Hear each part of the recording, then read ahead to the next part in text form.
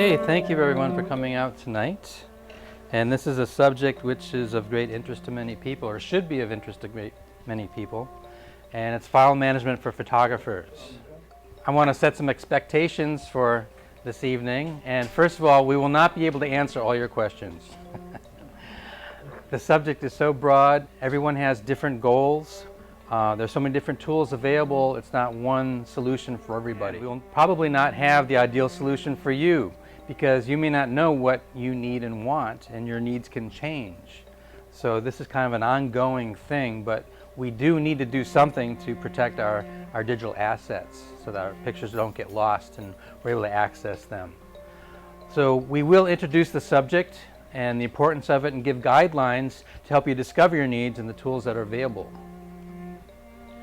So the overall subject is called digital asset management, and that consists of management tasks and decisions surrounding the ingestion, annotation, cataloging, storage, retrieval, and distribution of digital assets.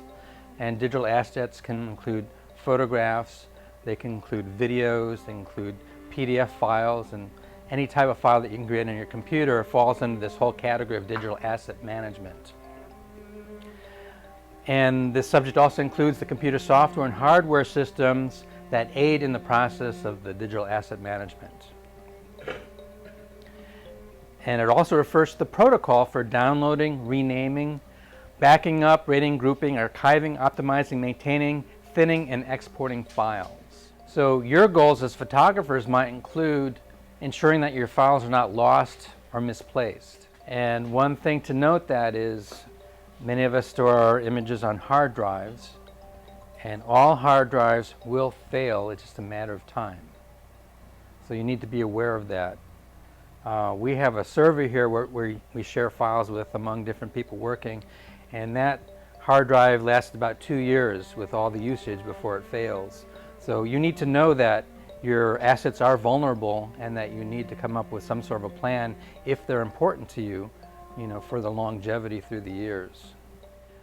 Another goal may be to create an efficient workflow. You're taking your pictures off your camera, and then what do you do with them? Where do you put them, and how do you store them, and how do you catalog them? So we'll be going over that. And then cataloging and indexing your files so you can see what you have. And then find and select images in your collection, and then be able to retrieve them for your own use or to deliver them to a client or wherever it may need to go. All right, so there are certain things that we need to keep in mind, and that includes developing a system is an ongoing process. Like I said at the beginning, you're not going to have your be-all end-all system right away. Your needs are going to change, and the tools available are going to change. So we shouldn't have the idea that we're just going to have the perfect system right from the get-go. It's an ongoing process. And we'll start with the prime directive, which is don't lose the photos. And we'll proceed from there. And the important thing is just get started. It may not be perfect, but you need to get started because you don't want to lose your photos. There was a woman here, we had a photography class last night, and she lost her hard drive, and her hard drive is now in Miami going through some type of forensic recovery system, which is expensive, thousands of dollars. And she just didn't think to back her stuff up or have some system to prevent loss. So for file management for photographers, we're going to be talking about using an organized filing system. And then once you have your system, you're going to have to import your images and manage them in some way. And then we're going to talk about data backup and storage. So using organized filing system. Now this is a friend of mine. She's a graphic designer, and this is what her desktop looked like. And she's got image files, she's got PDFs, she's got all kinds of, I don't even know what half the stuff is. And she doesn't either, and if you need to find something, good luck. And we do have people come in with their laptops to print with us, and they'll come in and this is what their desktops look like. And it's kind of frightening, and they don't sleep well at night. So feeling frazzled? Well, we have some ideas and some solutions here tonight. So an organized filing system. Well, your filing system is going to be used for the life of your file, so you need to give some thought to it. Again, you don't want to get overwhelmed and be stopped from putting it together, but you do need to spend some time thinking about and writing down what your goals are. What are you trying to accomplish with this? And it'll depend upon how you shoot, what you shoot, and what you're going to do with your images. Are they just for your own self-enjoyment, or are you going to be, have a stock library and license images out? Are you going to be printing them to sell in galleries or on your own at art festivals? So you have to kind of assess what you're going to be doing and then try to come up with a strategy that fits that. So one approach is to actually just have something very simple and use your operating system, or going to a management software. Now, one of the systems we have here is kind of a combination where we use the operating system to put our files into folders, and they're identified by using the date and the name of the client and the name of the job. And the more you can put into the folders and the file names for descriptors, the better it'll be for you when you need to find something later on. We'll have clients come and say, well, I want another print of that red one we did 3 years ago, and that really doesn't help much. But if you have the date and the client name, and you have, the name of the picture, I ask people, give me a title for this so that we can track it. And then we have a customer management system, which is custom software, which we program to manage our business. And that's where we assign the numbers for each job, and we have a description of what the job is, and we can track all these jobs. And between just simply storing them on the computer using the operating system and using our customer relational management system, we're able to track everything and manage it that way. Were you going to say something? We have things we do every month, so we break it all up by month. So there's February 2014, March 2014, April 2014, and in each month we have, for our system, prep for print, art needed, ready to print, done printing. When we deal with things like artwork or photography, it might be need to be edited,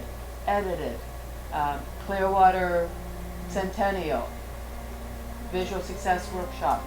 So inside each month we have the same kinds of folders over and over again for our redundant things that we do.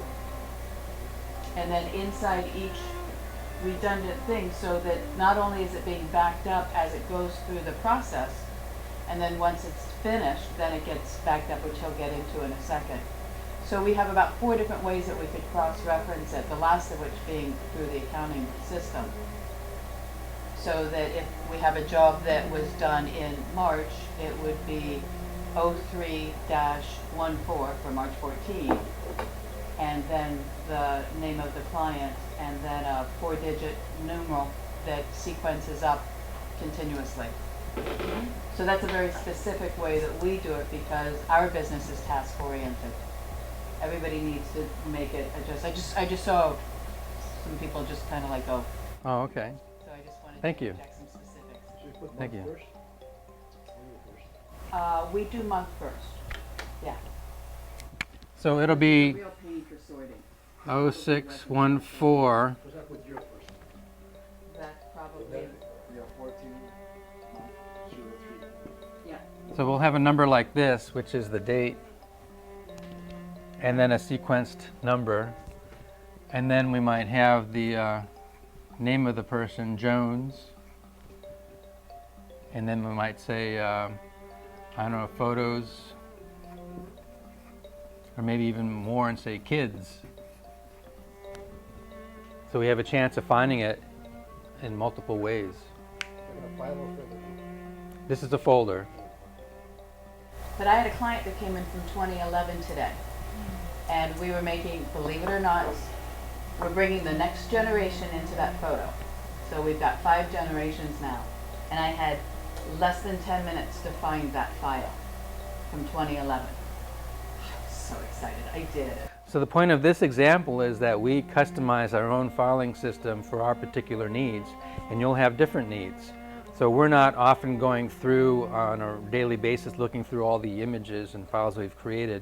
Most of it gets archived fairly right away once we're done printing it, but we may need to find it months or years later. So we came up with this system using the operating system and using our customer relational management system to bring this all together for us. All right, on a Macintosh, in the operating system, you can actually click on a file and get info and put in keywords. And then when you do a search through the search menu bar, Spotlight, it'll find those keywords in those files. So if you don't want to get into investing in some software, you can do it. All right, and there's iPhoto, Adobe Bridge, Adobe Lightroom, Aperture, Photo Director, AC/DC, and others. Some reviews were done this past year, and these were considered the top software package available for image management. And we have Photo Director 5, Adobe Lightroom, Apple Aperture, AC/DC, and Serif Photo Plus. These are the different things that they looked at each of these packages to rate them. In terms of file management, your ability to rate the photos, whether you give them stars or give them numbers. Search by file name, create albums, organized by date, organized by keyword, raw file compatibility, to be able to view metadata, backup files, sort thumbnails, flag photos, add color labels, organized by category, stack, and even find faces. And then they evaluated the software packages by the ability to share in terms of using slideshows, creating slideshows, Facebook, uploading a Flickr, email, burning to CD or DVD, online gallery, SmugMug, and specialty products. And then they rated them based upon the help and support. They have a manual, user forums, can you call in, tutorials, etc. So Adobe Bridge is very useful as a file management system, and if you have Photoshop and some of the other Adobe products, it usually oftentimes comes with it, comes in the Adobe Creative Suite, and that's how I got it. And it is a file management system, and I have it here as an example because this is kind of like the backbone of many of the other systems. So here we have, looking along the top here, you can see the pathway to a folder on my desktop. And this is a series of photos I just used for this example. And what you can do is you can have them there and then assign keywords, and you can assign multiple keywords. And they have some here to start with, and by hitting a plus sign you can add your own keywords. So I added animals, and then I said, okay, the keyword for this frog should be animals. But it could be other things too. It could be even the color green. If you had a situation where you're working with selling photos to decorate rooms and you want to find all your green photos, you could use that as a keyword too. So, and that brings up the point again, is you kind of have to look ahead and anticipate what you're trying to do. How are the keywords going to serve you the best? This is still in the Essentials window here, but I showed this because you can pick several pictures and then show them side by side, which is real nice when you're comparing them or trying to group them in different groupings. And here you have either your metadata or your keywords. And then they have another format with a film strip, which is just another way of viewing things, and you've got your metadata and keywords over there. And yeah. What's the difference between the Bridge and Lightroom? Or do you use both, one or the other, or both? You'd probably use one or the other. Lightroom has photo editing capability where Adobe Bridge does not. Adobe Bridge was developed so that you could catalog and pass files between the different programs you're using, like you're using InDesign for graphic design work, you're developing websites, and how do you manage all your assets and keep track of them. And so they developed that. It comes with the suite so that you can manage your assets. Whereas Photoshop, if you had just Photoshop, would you still use Bridge? yeah, Photoshop doesn't do any of this file management. You couldn't, keyword and compare images and do all the things that you can do here. And the next module is Output, where you can make contact sheets, or make files to print, like photo packages and things like that.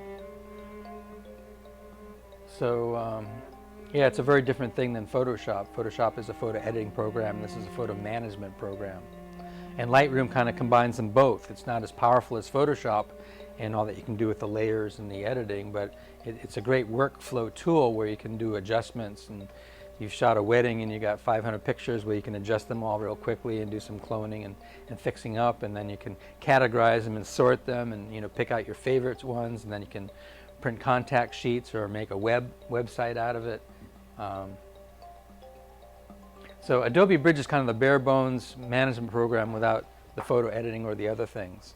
So if you're on a budget and you already have Adobe Bridge because you have some of the other Adobe products, it's a reasonable way to go. I was surprised to learn today. I was like doing some research before I came tonight, and I'm brand new at Photoshop, but I clicked on Bridge and all my operating system files were there.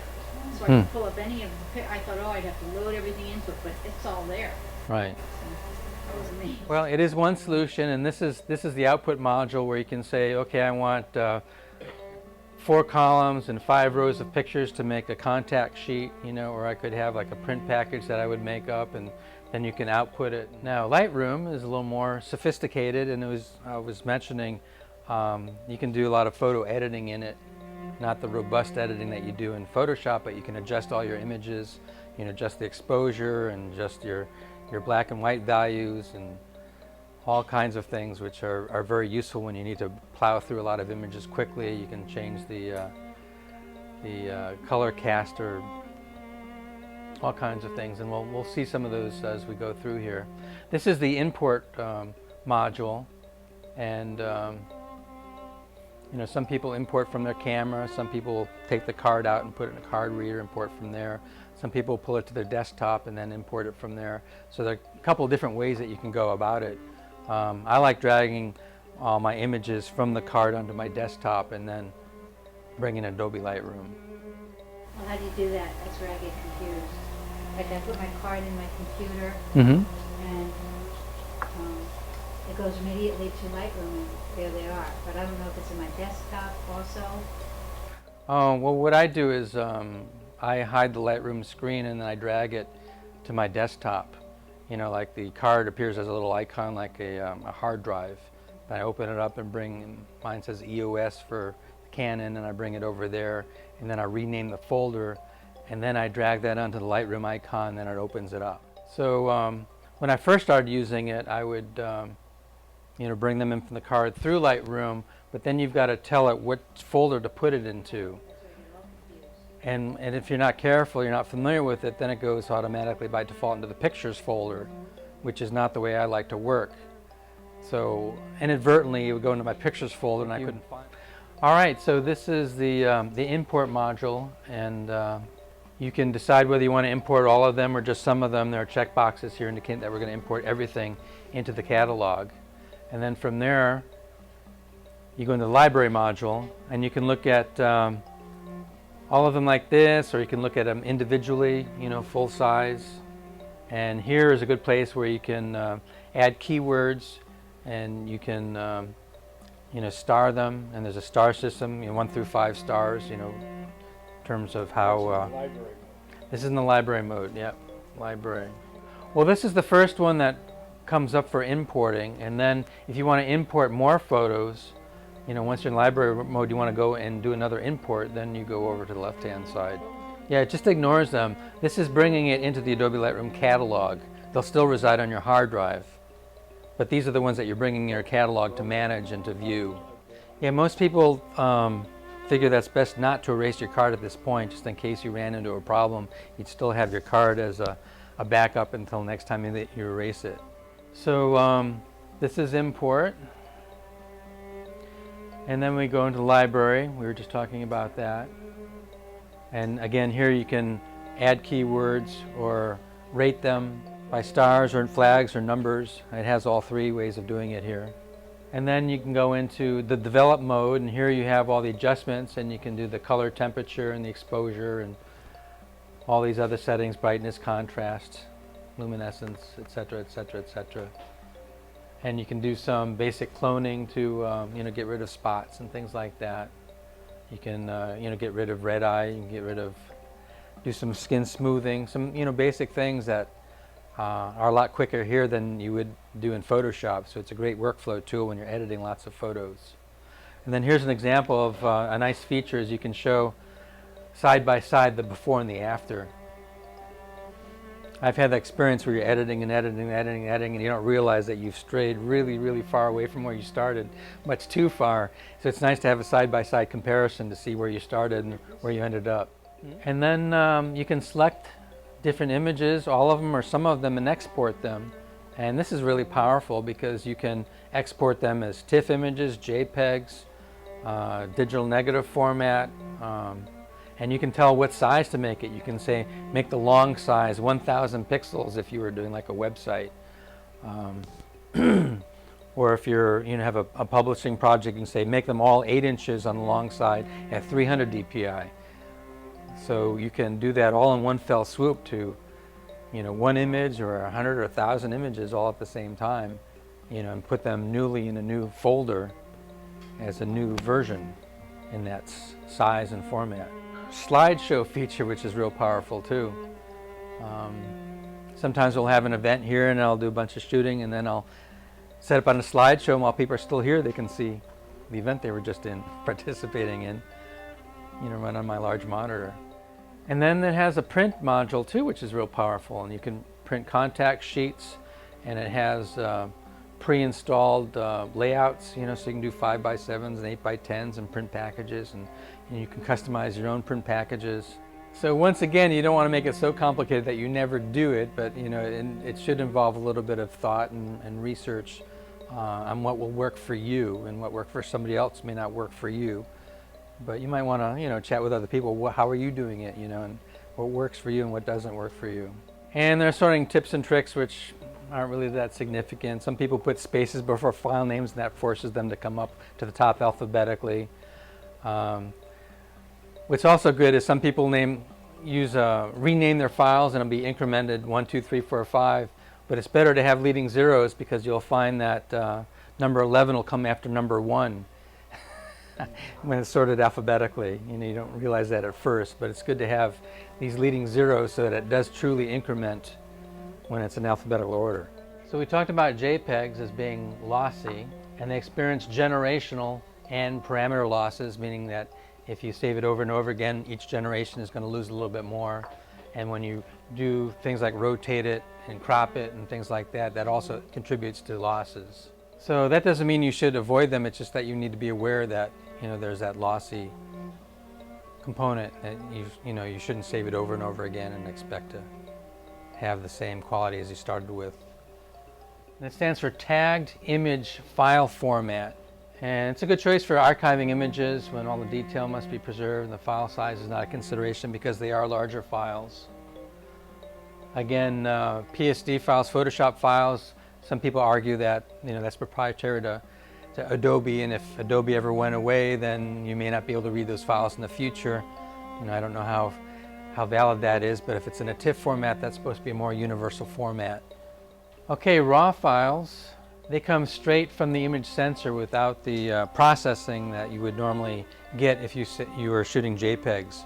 It's like we're saying, if you have the color temperature set to tungsten, and you have some sharpening applied, and a lot of the cameras have these other settings, and it gets applied to the image and permanently altered. But with the RAW files, you can go back and you can say, okay, well, I want to see what this looks like if I had shot it under sunlight or tungsten light or the other variations. None of those settings on the camera are stored in that file. You can adjust all those things, so you won't have that problem like my friend did, who shot everything in tungsten when he was shooting outdoors. With the RAW file, you can go back and you can change it to anything. It's the raw data from the sensor.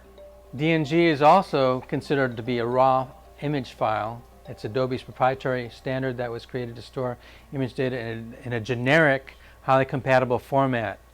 Unlike RAW files that have a specific format based upon the manufacturer and camera type. So I had an intern working here just a few weeks ago, and she had a brand new camera, and I couldn't read her files in my Lightroom. And so I had to update my Lightroom to add her camera model to it so that it could read her RAW file. So not all RAW files are the same. They're specific to that camera model and manufacturer. But if it had been converted to DNG, then anybody can read it. A lot of people believe in converting everything to DNG, and they do. Well, they're saved as RAW, and then I convert them into Photoshop files, and I edit them in Photoshop. PSDs, so I always have the RAW. But I don't feel so compelled to convert them to DNG files or TIFFs. But, you know, some people are, and they're concerned about their images being here, 50 years from now, and maybe that's smart. Well, a lot of my client files, 50 years from now, I'm unlikely to even be here. And I suppose if I were shooting stock photography and expecting my images to last 200 years, then maybe I might make them DNGs and save them on a gold CD, DVD or something. So the point again being is you have to anticipate what your needs are now and in the future and try to pick the solutions that are going to service you the best. But I think you can go through and edit and thin things out, and you'll see images that you'll never print. It's like, what am I going to print? Am I going to print every one of these? Well, speaking of sorting through your images, one strategy is to have 3 folders, A, B, and C, and the A are the really good ones that you like and you want to see again. The B ones you're not so sure of, and the C ones you can them. So it doesn't hurt to go through that and, like you're saying, throw away the blurry ones. And there are types of metadata that's stored in your picture when you take it, which is useful, which keeps track of your aperture and your shutter speed and your ISO setting. And one interesting thing that David Rogers, when he gave the last Lightroom seminar here, was saying was a lot of cameras now keep GPS information stored in here. And in the latest version of Lightroom, you can actually have a map showing where you took all your pictures and even which direction you were facing when you took the picture. But the point being is there is a lot of metadata stored in these files as part of the package. So backing up in storage, as I said before, all drives will fail. So even though DVDs only store 4 gigabytes, it's not a bad way to go to keep your important images.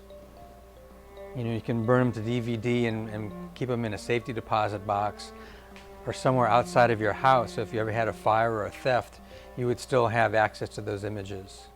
So even though it seems archaic today, it's not mechanical like your hard drive.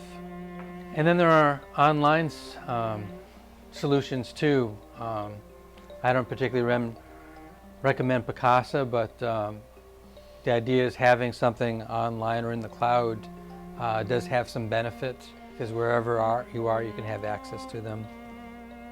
You can store them in Dropbox. We use Dropbox all the time for passing off images back and forth. So you get 2 gigabytes for free, and we have a lot of stuff there. Our clients you can have your own free account, and you can put something there in a folder, and then you can invite people to have access to it via email. You just put an email address in there and it goes off, and then they can access it. And if it's like a 25 megabyte file, then they can download it at their convenience, and you don't have to worry about being blocked by some email program or some server. It's very useful for that. And there's another service called SugarSync and others where you can store files and share them. So in summary, to wrap this up, what you want to do is determine what your current needs are and try to anticipate your future needs. And you might want to write them down. What am I doing? How am I shooting? What do I want to be able to do with them? And how much am I willing to invest in software and hardware to accomplish this? And that might affect how you approach this. How valuable are your photos to you? Are they priceless? Do they have emotional attachments? Are they financially important to you because you intend on selling them? So take all these into account when you're determining your needs. If they're extraordinarily important to you, then you'll want to have them off-site. You want to have multiple hard drives. And how much time are you willing to spend on creating your system and maintaining it? How good does that system need to be? So that's the presentation. Thank you very much. Now, if anyone wants to stay and socialize a little bit, we'll be here. And if anyone wants a tour of our printing capability and see our large format printer or our framing capabilities, you're welcome to stay.